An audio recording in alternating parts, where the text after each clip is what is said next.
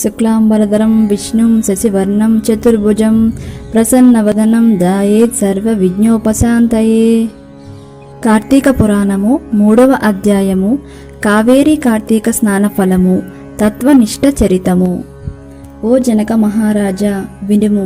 కార్తీక మాసమందు స్నానము, దానము, జపము మొదలైన పుణ్యములలో ఏదైనను స్వల్పమైనా చేసిన ఎడల ఆ స్వల్పమే అనంత ఫలప్రదమగును. స్త్రీలు గాని పురుషులు గాని అస్థిరమైన శరీరమును నమ్ముకుని శరీర కష్టమునకు భయపడి కార్తీక వ్రతమును చేయని ఎడల 100 మారులు కుక్కగా పుట్టుదురు. కార్తీక పూర్ణిమ రోజున స్నానదానములు ఉపవాసమును చేయని మనుష్యుడు 1,000,000 మారులు చండాలుడై జన్మించును. అట్లు చండాలుడై పుట్టి చివరకు బ్రహ్మ రాక్షసుడై యుండును. ఈ విషయం అందొక పూర్వకథ కలదు, చెప్పెదను వినుము. ఆ ఇతిహాసము తత్వనిష్ఠునిదయున్నది గనుక దానిని వినుము. ఆంధ్రదేశమందు తత్వనిష్ఠుడను ఒక బ్రాహ్మణుడు కలడు. అతడు సమస్త శాస్త్రములను చదివినవాడు, అబద్ధమాడనివాడు, ఇంద్రియములను జయించినవాడు, సమస్త ప్రాణులందు దయగలవాడు, తీర్థయాత్రలంద శక్తి గలవాడు. రాజా, ఆ బ్రాహ్మణుడు ఒకప్పుడు తీర్థయాత్రకు పోవుచు గోదావరి నది తీరమందు ఆకాశమునంటి ఉన్నట్లుండు ఒక మర్రి చెట్టు మీద 3 బ్రహ్మరాక్షసులను చూసెను. ఆ బ్రహ్మరాక్షసులకు తల వెంట్రుకలు పైకి నిక్కియున్నవి, నోరు వికటముగానున్నది, శరీరము నల్లగానున్నది, ఉదరము కృషించియున్నది, నేత్రములు గడ్డము, ముఖము ఎర్రగానున్నవి, దంతములు పొడుగుగానున్నవి, చేతులలో కత్తులపైన పుర్రెలు కలిగి సర్వ జంతువులను భయపెట్టుచుండిరి. ఆ రాక్షసుల భయము చేత అవత వృక్షమునకు 6 క్రోశముల దూరము లోపల మనుష్యులు, పక్షులు, మృగములు సంచరించుటయే లేదు. ఆవట సమీపమందు పర్వత సమాన శరీరులగు ఆ బ్రహ్మరాక్షసులు నిత్యమునుపు పశువులు, పక్షులు, మృగములు మొదలైన జంతుజాలముల యొక్క ప్రాణములకు భీతిని గొల్పు భయంకరమైన శబ్దములను చేయుచుండెడివారు. అనేక కార్తీక వ్రతములాచరించిన తత్వనిష్ఠుడు దైవవశము చేత మార్గమున పోవచ్చు మర్రి చెట్టు మీదనున్న 3 బ్రహ్మరాక్షసులను చూచెను. తత్వనిష్ఠుడు భయపడి శ్రీహరి పాదార విందములను స్మరించుచు, దేవేశ నన్ను రక్షించుము, లోకేశ నారాయణ అవ్యయ నా మొర ఆలకించుము, సమస్త భయములను నశింపుచేయు దేవా నా భయమును పోగొట్టుము, నాకు నీవే దిక్కు, నీవు తప్ప నన్ను రక్షించ సమర్థులెవ్వరూ లేరు. ఈ ప్రాకారము హరిని గూర్చి మొరబెట్టుచు వారి భయమును పరిగెత్తుచున్న బ్రాహ్మణుని చూసి బ్రహ్మరాక్షసులు వారిని భక్షించు తలంపుతో అతని వెంబడి పరిగెత్తసాగిరి. ఇట్లు కొంత దూరము పోగానే వెనుకకు తిరిగిన ఆ బ్రాహ్మణుని దర్శనము వలన బ్రహ్మరాక్షసులకు జాతి స్మృతి కలిగినది. ఓ రాజా, తరువాత బ్రహ్మరాక్షసులు ఆ బ్రాహ్మణుని ముందు భూమి యందు దండ ప్రమాణాలాచరించి అంజలి పట్టి నమస్కరించి అనేక వాక్యములతో ఇట్లని స్తుతించిరి. ఓ బ్రాహ్మణోత్తమ, మీ దర్శనము వలన మేము పాపరహితులమైతిమి. మీరాక మాకు ఉపకారము కోరకైనది, అది న్యాయమే. మహాత్ములు జీవించుట, యాత్ర చేయుట, లోకమును ఉద్ధరించుట కొరకే, ఉపకారము కొరకే అగును కదా. బ్రాహ్మణుడిని మాటలు విని భయము వదిలి మంచి మనస్సుతో ఇట్లనియు, మీరెవ్వరూ ఏ కర్మ చేత మీకిట్టి వికృత రూపము కలిగినవి, లోకనిందితమైన ఏ కర్మను మీరు పూర్వముందు చేసినారు, భయమును వదిలి సర్వము నాకు చెప్పుము.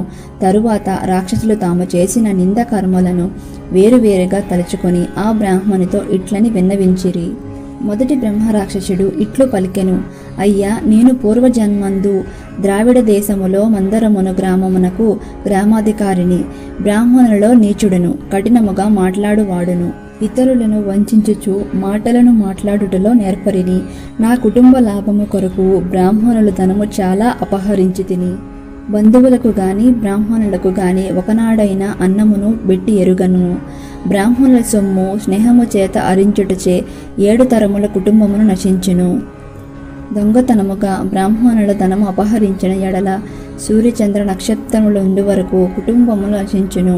తర్వాత మృతి నొంది యమబాధలను అనేకముల నొంది తిని, ఆ దోషము చేతనే భూమి యందు బ్రహ్మరాక్షసుడైన జన్మించి తిని. కనుక బ్రాహ్మణోత్తమ, ఈ దోషము నశించు ఉపాయము విచారించి చెప్పుము. అందులో 2వ వాడిట్లు చెప్పెను, అయ్యా, నేను ఆంధ్రదేశమందు ఉండువాడను. నేను నిత్యము తల్లిదండ్రులతో కలహించుచుండి వారిని దూషించుచుండు వాడను. ఇదిగాక నేనును నా భార్యా పిల్లలను షడ్రసోపితమైన అన్నము భుజించుచు నా తల్లిదండ్రులకు మాత్రము చద్ది అన్నమును పెట్టుచుండు వాడను. బంధువులకు గాని బ్రాహ్మణులకు గాని ఒకనాడైనను అన్నము పెట్టిన వాడను కాను. మరియు ధనమును విస్తారముగా అర్జించియుంటిని. పిమ్మట నేను చనిపోయి యమలోకమందు 8 యుగముల వరకు యమబాధలను నుండి బ్రహ్మరాక్షసుడైన భూమియందు జన్మించి తిని. ఓ బ్రాహ్మణోత్తమ, నాకీ పాపము తొలగు ఉపాయము చెప్పి నన్ను ఉద్ధరింపుము. తరువాత 3వ వాడు నమస్కరించి తన స్థితిని ఇట్లు చెప్పెను. అయ్యా, నేను ఆంధ్రదేశవాసిని, బ్రాహ్మణుడును.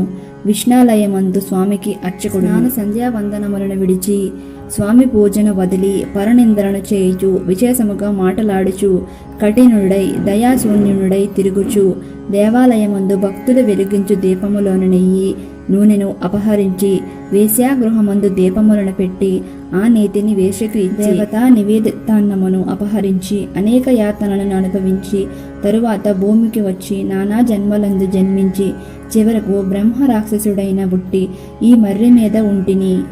కనుక సమస్త భూత దయాపర బ్రాహ్మణోత్తమ, నన్ను రక్షించుము. నాకీ బ్రహ్మరాక్షస జన్మను నశింపచేయుము. తత్వనిష్ఠుడిట్లు బ్రహ్మరాక్షసుల మాటలు విని ఆశ్చర్యము నుండి మీకు కొంచెమైనను భయము లేదు, మీ దుఃఖము పోగొట్టుదను.